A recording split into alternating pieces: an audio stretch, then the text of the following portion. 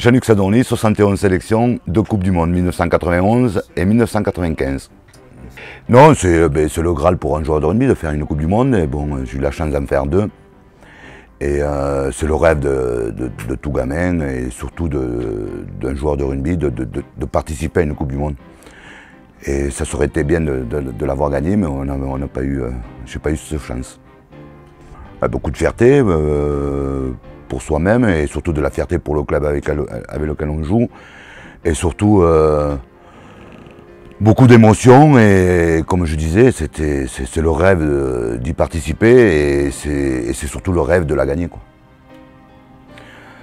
Non, c'est complètement différent, mais parce que pendant le match du tournoi, quand même, c'est quand même... on est que... Allez, moi j'ai fait le tournoi des 5 nations et j'ai fait quelques matchs en tournoi des 6 nations. Qu'une Coupe du Monde, il y a toutes les équipes et disons, de représenter la France sur une Coupe du Monde, c'est très important. Oui, de la peine par rapport aux résultats. Après, j'espère qu'ils vont faire une belle Coupe du Monde.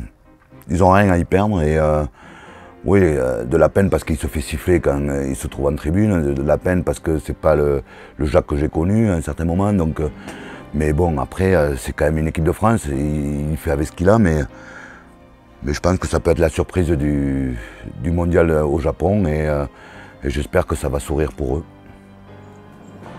Non, ce sera peut-être un partage de compétences. Ça, il n'y a que la Coupe du Monde au Japon qui va nous le dire, mais je pense qu'il y a un partage de compétences qui peut se faire et puis ils se connaissent assez bien pour en discuter, pour avoir des divergences ou de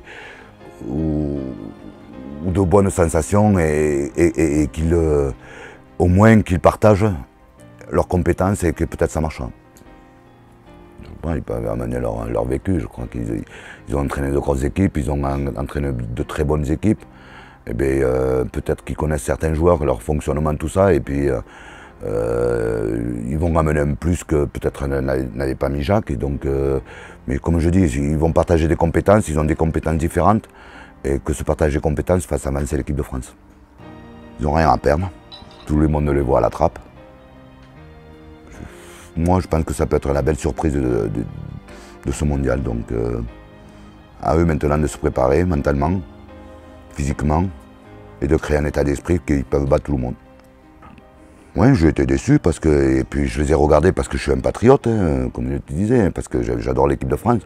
Je suis déçu pour moi, je suis déçu pour eux. Et quelque part, ça fait un peu de la peine, mais maintenant, il faut qu'ils rebondissent. Quand tu prends le maillot de l'équipe de France, il faut s'envoyer quoi qu'il arrive. Donc à un certain moment, qu'il ne se posait pas de questions dans le mondial, le mondial qui arrive, c'est qu'il faut qu'il s'envoie. Et s'il s'envoie, il n'y aura pas de problème. Tu ressens qu'à un moment, il faut avoir une âme de guerrier, quoi. Donc il faut respecter les équipes, mais il faut tuer, disons, on ne punche pas comme ça, mais il faut désosser tout le monde, quoi. Il faut les écraser, donc il faut écraser toutes les équipes que tu vas rencontrer.